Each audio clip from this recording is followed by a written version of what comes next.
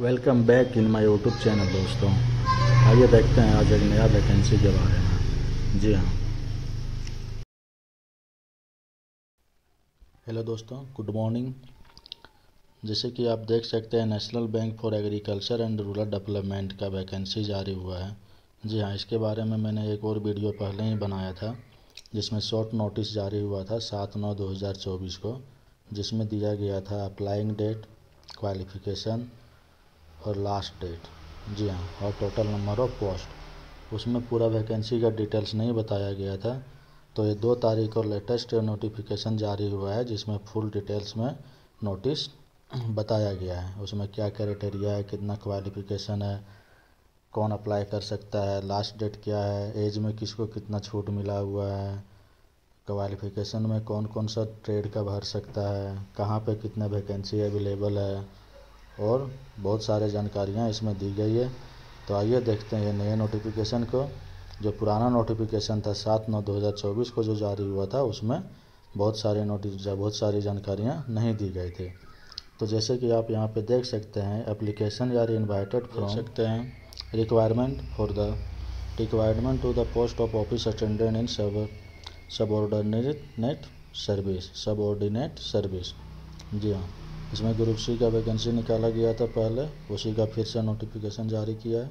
Application are invited from the Indian citizen for the post of office attendant in group C in the subordinate service in National Bank of Agriculture and Rural Development. जी हाँ, इस नबार्ड इसका short form है, नबार्ड का निकला हुआ है vacancy group C का, जो लॉन्ग नोटिफिकेशन जारी किया है। Candidate can apply online only, ये ऑनलाइन अप्लाई कर सकता है। 2 तारीख से 21 अक्टूबर के बीच अप्लाई कर सकता है। जी हाँ, 2 तारीख से 2 अक्टूबर से लेकर के 21 अक्टूबर तक अप्लाई कर सकता है। ओके दोस्तों, before applying candidate should read all the instruction carefully and ensure that they fulfill and the eligibility criteria for the post of NABARD. NABARD would admit candidate on the basis of the information furnished in the online application along with applicable requisite fee and shall verify their eligibility at the stage of requirement process. जी हाँ, joining if the at any stage it is found that any information furnished in the online application is false, incorrect, or if according to the bank the candidate does not satisfy the eligibility criteria for the post, his her candidate will be cancelled and he will not able to allow join। जी हाँ, इसमें application apply करने से पहले आप इसका instruction ध्यान से पढ़ लें, इसमें क्या क्या क्राइटेरिया चाहिए नहीं चाहिए। और अगर आप ऑनलाइन एप्लीकेशन अप्लाई किए हैं और अगर इसमें कुछ भी गलत हो गया, जैसे कि आपका नाम का वर्ड मीनिंग गलत हो गया और कुछ गलत हो गया, ऑनलाइन एप्लीकेशन में आप सिग्नेचर अपलोड कर रहे हैं तो वो गलत अपलोड हो गया, फ़ोटो गलत साइज़ का अपलोड हो गया, तो वो सब अगर गलती हो जाती है तो आपको ये नाबार्ड एप्लीकेशन अप्रूव नहीं करेगा। ओके दोस्तों, आगे देखते हैं ऑनलाइन एप्लीकेशन कौन सी वेबसाइट पे हो जाएगी। यहाँ पे आप वेबसाइट देख सकते हैं www.nabard.org। इस पे ऑनलाइन एप्लीकेशन अप्लाई होगा और इसमें अब एप्लीकेशन मोड सिर्फ ऑनलाइन ही है। अगर कोई हेल्पलाइन चाहिए आपको तो यहाँ पे हेल्पलाइन का दिया हुआ है, आप इसका स्क्रीनशॉट रख के ले सकते हैं और इस पर आप हेल्पलाइन के लिए मेल कर सकते हैं।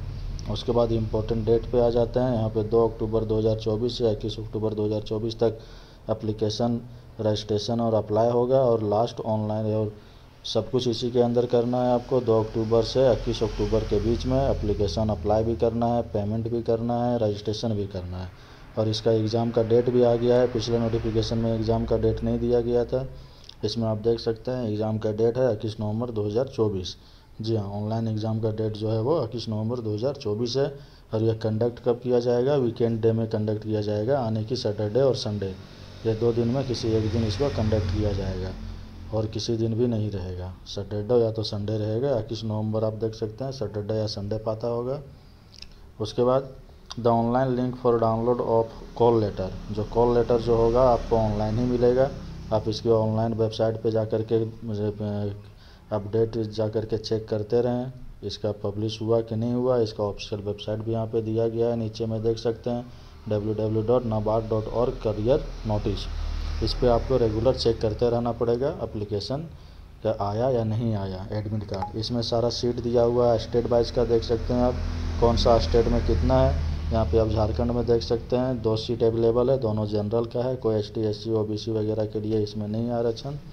बाकी और बहुत सारे स्टेट के लिए स्टेट वाइज वैकेंसी दिया हुआ है, कौन सा स्टेट में कितना है। सबसे ज़्यादा महाराष्ट्र में है, उसके बाद हरियाणा में है, बाकी सारे स्टेट में 2-1 वैकेंसी है। ओके दोस्तों, जैसे यहाँ देख सकते हैं आप 10 वैकेंसी है जनरल का, 35 है देखिए टोटल। यहाँ पे महाराष्ट्र में 35 है और हरियाणा में 3 है। ओके, गुजरात में भी 3 है। उसके बाद यहाँ पे केरला और मध्य प्रदेश में भी 5 है। ऐसा ही सारे स्टेट वाइज में दिया हुआ है कौन सा स्टेट में कितना वैकेंसी है। उसके बाद आइए देखते हैं टोटल वैकेंसी ऑफ नंबर 108 हो जाता है। टोटल वैकेंसी ऑफ नंबर 108 है, उसी को स्टेट वाइज में कन्वर्ट कर दिया गया है। सब स्टेट वाइज में उसको बांट दिया गया है कौन सा स्टेट में कितना है। ओके, यहाँ पर आप देख सकते हैं include backlog vacancy detail is under ST SC OBC, और इसमें वैकेंसी 8 है। महाराष्ट्र में 8-2-10 है। उसके बाद उड़ीसा और UP में ST SC का टोटल मिला करके 1-1-2 है, UP में भी 1 है।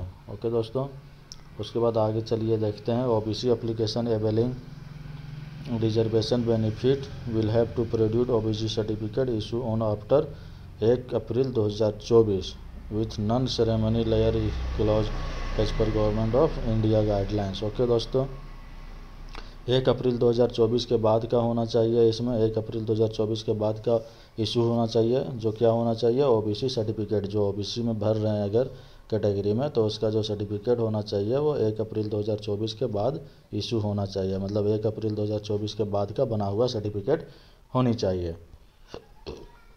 इसी तरह यहाँ पर देख सकते हैं फॉर्मेट और various certificate require during requirement process are available for guidelines of candidate to at our website. इसमें अब सभी का फॉर्मेट दिया हुआ है। यहाँ नोटिफिकेशन में भी फॉर्मेट सभी का दिया हुआ है, कौन सा फॉर्मेट में कौन सा सर्टिफिकेट चाहिए। ओके दोस्तों, डिफिनेशन है एक सर्विसमैन का, डिजेबल्ड एक सर्विसमैन का है, dependent of serviceman killed in action का है। ये सब का सभी का नोट दिया हुआ है, सभी का नोटिफिकेशन किसको क्या चीज़ में कितना छूट दिया गया है वो सब चीज़ें हैं। यहाँ पे आप देख सकते हैं वैकेंसी फॉर PWD के लिए अलग से वैकेंसी दिया हुआ है। PWD के लिए जिसमें से आप ब्लाइंड का, लो विजन का, डीफ का, हार्ड ऑफ हेयरिंग का, ये सब के लिए अलग से वैकेंसी यहाँ पे दिया हुआ है, वो सब के अलग ही छूट दिया हुआ है। ओके दोस्तों, अब आगे आइए देखते हैं और इसमें क्या चीज़ है। यहाँ पे देख सकते हैं job profile of office assistant. इसका जो जॉब प्रोफाइल है ऑफिस असिस्टेंट का, उसका जॉब प्रोफाइल क्या है। इसका जॉब प्रोफाइल में आप देख सकते हैं carrying of file paper etcetera, जैसे कि आप जो बोल सकते हैं क्लर्क का, जो प्यून या क्लर्क भी बोल सकते हैं, ऑफिस में जो काम रहता है अपने सीनियर को सर्व करना है खाना, टी, पेपर वगैरह जो भी उसका ज़रूरत है, जो भी वो काम कर रहे हैं उसमें जो भी उसको हेल्प चाहिए, आपको अपने सीनियर को हेल्प करना है। एक तरह से आप उनका हेल्प करेंगे, उसको जो भी चीज़ों की ज़रूरत पड़ेगी आप उनको अवेलेबल करवाएंगे। एलिजिबिलिटी क्राइटेरिया एजुकेशन क्वालिफिकेशन इसका है 10 पास होना चाहिए, SSC matriculation. Okay, from the state और OT coming under the state recognised regional office to which he is applying such qualification should be from a recognised board. जी हाँ, जो भी school और यूनिवर्सिटी से आप किए हुए हैं 10वां, वो भारत सरकार की तरफ से और स्टेट सरकार की तरफ से उसका वैलिड होना चाहिए, वो वेरीफाई होना चाहिए, और 10वां पास इसका एलिजिबल है। ओके दोस्तों, और ये पास कब होना चाहिए, 1 अक्टूबर 2024 से पहले उसका सर्टिफिकेट इशू हुआ होना चाहिए, 1 अक्टूबर 2024 से पहले।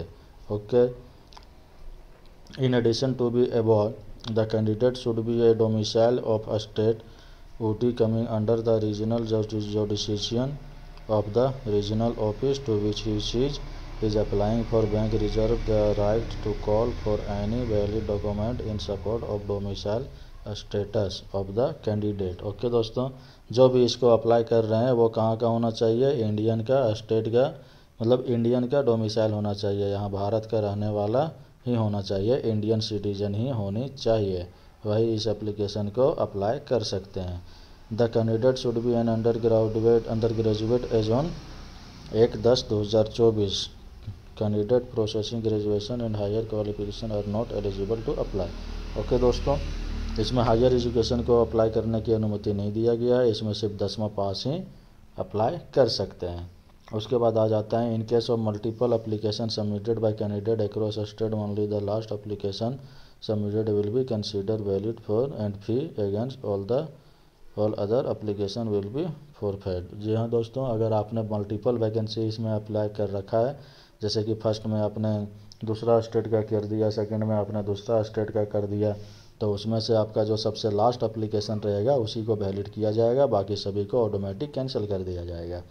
ओके, उसके बाद आपने अगर ST SC का कर दिया फर्स्ट में, उसके बाद OBC का कर दिया, उसके बाद जनरल का कर दिया, तो उसमें आपका सबसे लास्ट वैकेंसी जिस मोड में एप्लीकेशन अप्लाई किया हुआ रहेगा वही मोड का वही एप्लीकेशन आपका वैलिड किया जाएगा, बाकी सभी को कैंसिल कर दिया जाएगा। The candidate must passes the required education qualification age on 1 October 2024। जी हाँ, 1 अक्टूबर 2024 से पहले आपका 10th पास होना चाहिए। Examination of the required education qualification must have been declare on before 1 October 2024। जी हाँ, 1 अक्टूबर 2024 से पहले आपका मैट्रिकुलेशन पास होना चाहिए, और अगर आपका 2 अक्टूबर के बाद का है तो आप एलिजिबल नहीं हैं। ओके दोस्तों, उसके बाद उसमें देखिए एज भी आ जाते हैं। एज में आपका पहले नोटिस जो आया था उसमें एज का पूरा फुल डिटेल्स नहीं दिया गया था, उसमें सिर्फ लिखा हुआ था कि 18 साल से 30 साल का कैंडिडेट इसको अप्लाई कर सकता है। बाकी गवर्नमेंट का रूल से जो भी रिलैक्सेशन दिया हुआ है, जो भी छूट दिया जाता है वो आपको मिलेगा, लेकिन कितना किसको मिलेगा ये बताया नहीं गया था। तो इसमें आइए देखते हैं किसको कितना मिलेगा। ओके दोस्तों, इसको तो फर्स्ट में तो जिसको एज में छूट नहीं चाहिए वो 18 से 30 साल तक भर सकते हैं। उसके बाद अगर आप कैटेगरी वाइज में छूट लेना चाहते हैं तो SC और ST के लिए 5 साल का दिया हुआ है, मतलब आपका उम्र अगर 35 साल है तो आप इसको भर सकते हैं। अगर आपका उम्र 35 साल है तो फिर भी आप इसको भर सकते हैं। ओके दोस्तों, उसके बाद OBC के लिए 3 साल का दिया गया है। 3 साल का मतलब आपका उम्र 33 साल है फिर भी भर सकते हैं। उसके बाद PWBD के लिए 10 साल का दिया हुआ है, उसमें भी जनरल के लिए 10 साल है, OBC के लिए 13 साल है, और ST SC के लिए अलग से 15 साल है। मतलब PWBD में भी 3 कैटेगरी का है, जिसमें जनरल के लिए 10 साल छूट दिया गया है, OBC के लिए 13 साल छूट दिया गया है, और ST SC के लिए 15 साल की छूट दी गई है। ओके, उसके बाद इसी तरह से आप देख सकते हैं 2 और दिया हुआ है, एक सर्विसमैन और विंडो डाइवर्स वोमेन वगैरह के लिए। ओके दोस्तों, आगे चलते हैं, देखते हैं क्या है कास्ट क्राइटेरिया है, और इसके आगे चलते हैं। इसमें आप देख सकते हैं the ST SC OBC candidate from Maharashtra are mandatory required to submit validity certificate. जी हाँ, जो महाराष्ट्र से बिलोंग करते हैं SC ST और OBC, उसको वो सर्टिफिकेट में वैलिडिटी सर्टिफिकेट भी रिक्वायर्ड करता है, उसको वैलिडिटी सर्टिफिकेट भी सबमिट करना पड़ेगा कि आपका जो सर्टिफिकेट है वो कब तक वैलिड है।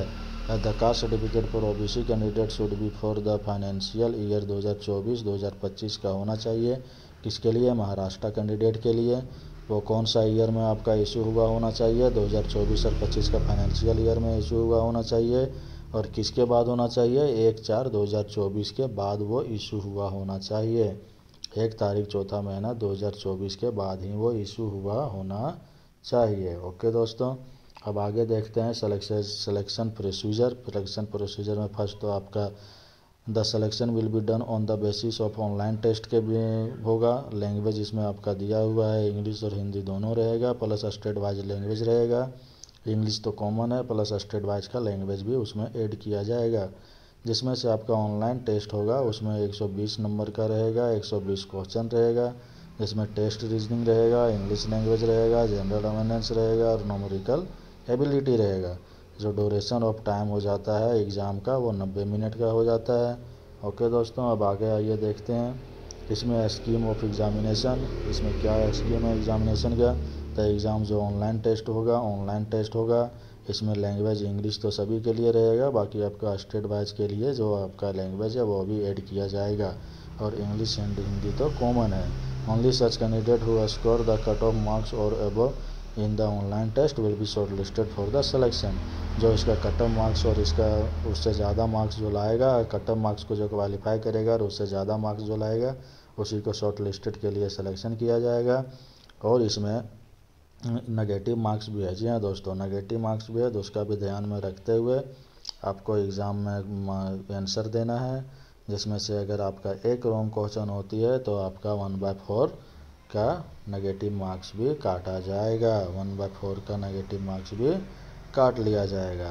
Candidate applying for post in a particular state should be proficient in the official language of the state. That is, it is should be able to read, write, speak and understand the language. जी हाँ, इसमें जो भी candidate apply कर रहे हैं उसको particular state का language भी आना चाहिए, जिसमें से उसको रीड, राइट और स्पीक तीनों आना चाहिए। जिस भी स्टेट का आप वैकेंसी अप्लाई कर रहे हैं, आपने अगर बंगाल का है कैंडिडेट और अगर वो झारखंड का कर रहा है तो झारखंड का जो पार्टिकुलर लैंग्वेज जो है, यहाँ का जो स्टेट लैंग्वेज है उसके बारे में भी उसको जानकारी होनी चाहिए।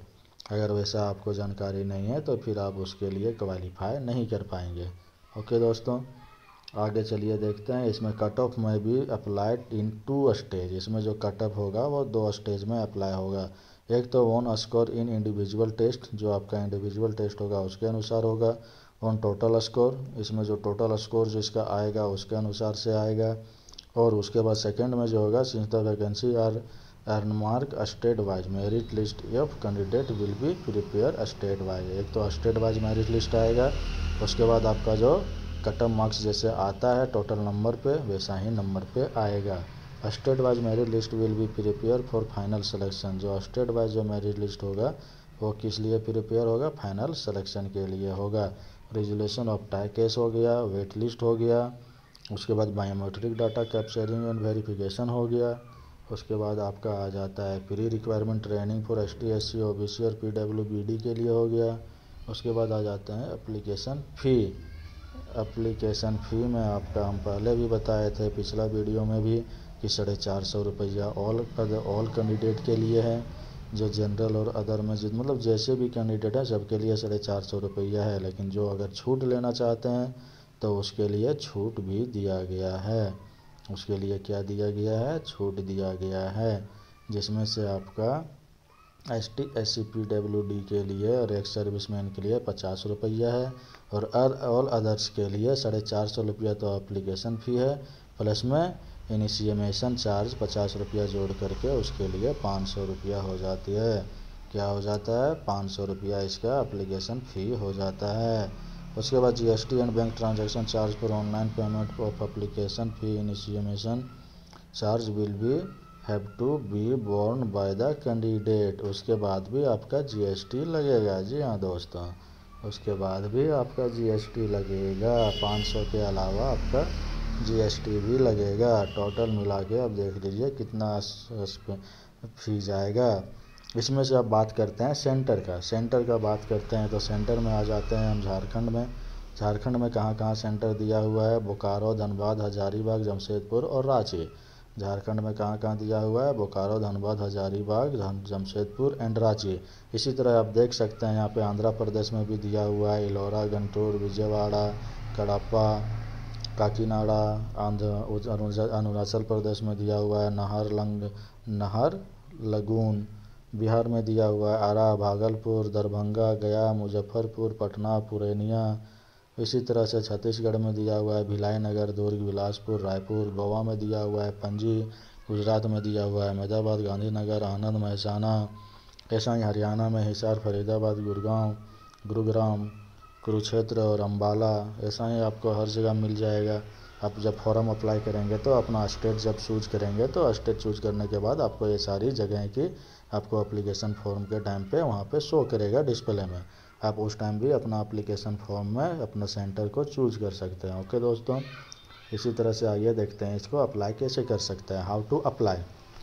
इसको अप्लाई करने के लिए तो सबसे पहले आपको इसका ऑफिशियल वेबसाइट पे विजिट करना पड़ेगा। जो ऑफिशियल वेबसाइट आपको स्क्रीन पे शो कर रहा होगा www.nabard.org। इस पे आप विजिट करने के बाद आपको met application will be accepted no other means, मतलब ये ऑनलाइन ही एप्लीकेशन होगा। उसके बाद इसमें अगर अदर मोड से एप्लीकेशन अगर आप अप्लाई करना चाह रहे हैं तो एप्लीकेशन एक्सेप्ट नहीं होगा।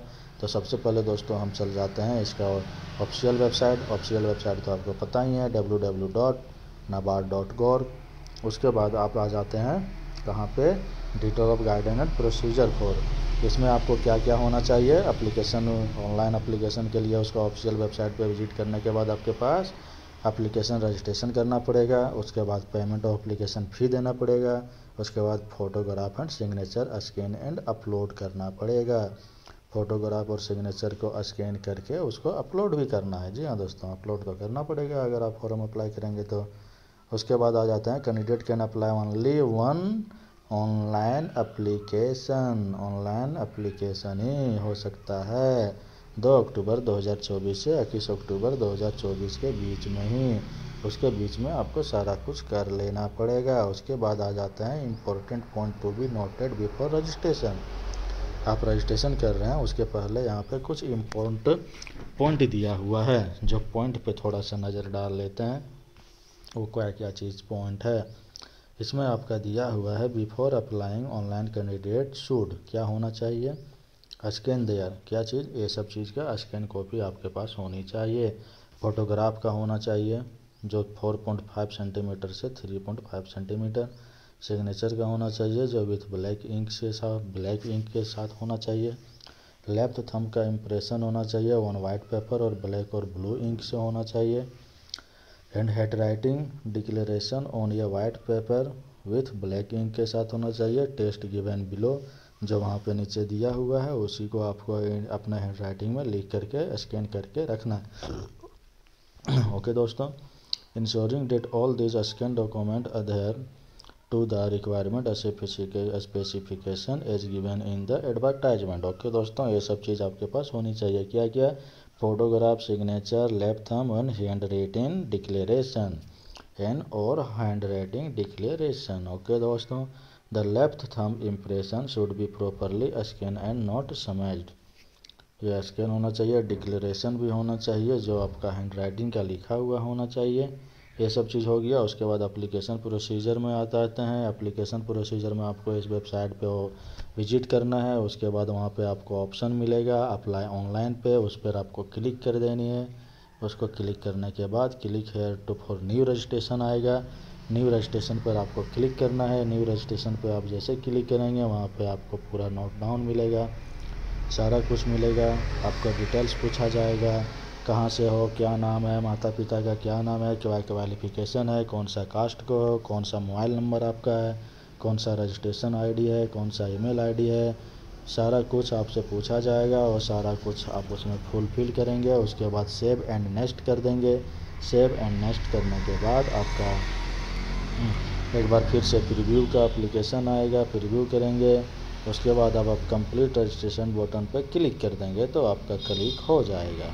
क्या हो जाएगा दोस्तों, आपका सबमिट सक्सेसफुली हो जाएगा। उसके बाद the name of the candidate of his her should be spelled correctly in the application as appear in the certificate. जी हाँ, ये सब बताया गया है यहाँ पे नीचे कि आप जो भी उसमें फिल करेंगे, नाम, डिटेल्स, एड्रेस वगैरह वगैरह, वो सब आपका आधार कार्ड और मैट्रिकुलेशन सर्टिफिकेट के आधार बेसिस पे होनी चाहिए, उसी पे होनी चाहिए। ओके दोस्तों, और पेमेंट ऑफ फी जो आ जाता है इसमें से आप ऑनलाइन मोड ही कर सकते हैं। अगर आप चाहेंगे कि नहीं हम ड्राफ्ट के थ्रू या तो ऑफलाइन कर सकते हैं तो वो इसमें सुविधा नहीं दी गई है। ओके दोस्तों, आपको ऑनलाइन ही करना पड़ेगा। Okay, thank you. अब आगे देखते हैं एप्लीकेशन फ़ी, इनिशिएशन चार्ज। इसमें तो आपको पहले ही बता चुके हैं कि 450 रुपया एप्लीकेशन फ़ी है, 50 रुपया इनिशिएशन चार्ज है, टोटल 500 रुपया है। उसके अलावा भी GST है और ST SC वगैरह के लिए 50 रुपया है, उसके अलावा GST है। उसके बाद यहाँ पे देख लेते हैं इनकेस द सिग्नेचर और face in the photograph is unclear the application में भी रिजेक्टेड। जी हाँ, अगर आपका सिग्नेचर और फेस में अगर आपका सही से नहीं आया हुआ है, अपलोड नहीं हुआ है तो आपका एप्लीकेशन रिजेक्ट भी हो सकता है। कैंडिडेट में edit the application and reupload the photograph signature in such case. तो उस केस में आपको क्या करना पड़ेगा, एप्लीकेशन को एडिट करना पड़ेगा। एप्लीकेशन एडिट करने के बाद आपको फ़ोटो और सिग्नेचर को रीअपलोड करना पड़ेगा, उसके बाद ही आपका सक्सेसफुल होगा। यहाँ पे देख सकते हैं फोटोग्राफ का साइज़ का, इमेज का दिया हुआ है पूरा डिटेल्स, क्या क्या होना चाहिए नहीं होना चाहिए। आप लोग एक बार इसका नोटिफिकेशन डाउनलोड करके ज़रूर पढ़ लें अप्लाई करने से पहले। जिसमें से आप बेस है उसका डायमेंशन है 200 से 250, 200 से 230 पिक्सल होना चाहिए। उसका साइज है 220 से 50 KB होना चाहिए। इसका फोटोग्राफ का होना चाहिए। और ensure there no red eyes, जब फ़ोटो खिंचा रहे होंगे तो आँख चमकना नहीं चाहिए, वहाँ पे रेड आइज नहीं आना चाहिए। और जब फ़ोटो खिंचवा रहे हैं तो फेस एकदम कैमरे के सामने होनी चाहिए, कैमरे के सामने होनी चाहिए, और स्माइल फेस होनी चाहिए, नॉट ये थिंकिंग शॉट्स, नॉट ये थिंकिंग फेस। ओके दोस्तों, थिंकिंग फेस नहीं होनी चाहिए। ओके, अब इसमें आ जाते हैं हम सिग्नेचर वाले में और थम्स वाले में। इसमें भी आप देख सकते हैं डायमेंशन जो होनी चाहिए वो ब्लैंकिंग एप्लीकेशन ब्लैंकिंग ओपन से इतना 140x7 पिक्सल का होना चाहिए, और इसका जो होना चाहिए साइज़ वो होनी चाहिए सिग्नेचर उसका थम्स का 10 से 20 KB for signature, and signature के लिए 10 से 20 KB के बीच में होना चाहिए, और थम्स इम्प्रेशन के लिए होनी चाहिए 20 से 50 KB के बीच में। ओके दोस्तों, और ये जो फाइल साइज होनी, फाइल टाइप जो होनी चाहिए वो JPG में होनी चाहिए। क्या चीज़ का? सिग्नेचर और थम्स का JPG डायमेंशन JPG टाइप में होनी चाहिए। क्या चीज़ में होनी चाहिए? JPG टाइप में होनी चाहिए। उसके बाद आ जाता है scanning the photograph image and signature. इसमें फ़ोटोग्राफ जो होनी चाहिए सो 200 DPI में होनी चाहिए, कलर में होनी चाहिए, और साइज होनी चाहिए JPG में। ये भी जो होनी चाहिए वो JPG में ही होनी चाहिए। जो फ़ोटो की साइज़ है वो भी JPG में ही होनी चाहिए टाइप में। ओके दोस्तों, उसके बाद procedure for uploading the photograph दिया हुआ है। Procedure for uploading the photograph, वहाँ पे जब एप्लीकेशन पे आप सब सारा कुछ हम सबमिट कर देंगे, सारा कुछ जब आप भर देंगे तो वहाँ पे आपको नज़र आएगा click the respective link upload photograph signature upload जब थम इसना एंड राइटिंग डिक्लेरेशन सभी का वहाँ पे ऑप्शन आएगा। अपलोड फोटोग्राफ लिखा हुआ रहेगा, अपलोड सिग्नेचर लिखा हुआ रहेगा, अपलोड थम्स लिखा हुआ रहेगा। उस पर जब आप क्लिक करेंगे तो वहाँ पे आपका फाइल खुल जाएगा। जहाँ पे आप फाइल को रखे होंगे वहाँ पर जाएंगे, वहाँ से उसको सेलेक्ट करेंगे तो वो अपलोड हो जाएगा। लेकिन अपलोड एक ही शर्त पे होगा, जो क्राइटेरिया जो गाइडलाइन इसमें बताया गया है वही गाइडलाइन के अनुसार से आपका वो होनी चाहिए। क्या चीज़ होनी चाहिए? फाइल का टाइप होनी चाहिए, फाइल का साइज़ होनी चाहिए, फाइल का रिजोल्यूशन साइज़ होनी चाहिए। ओके दोस्तों, वो सब यही क्राइटेरिया के अनुसार से होनी चाहिए, तभी आप उसको अप्लाई कर सकते हैं। ओके, अब आगे देखते हैं एक और, इसमें इम्पोर्टेंट डेट पे एक बार लास्ट में फिर से नज़र डाल लेते हैं।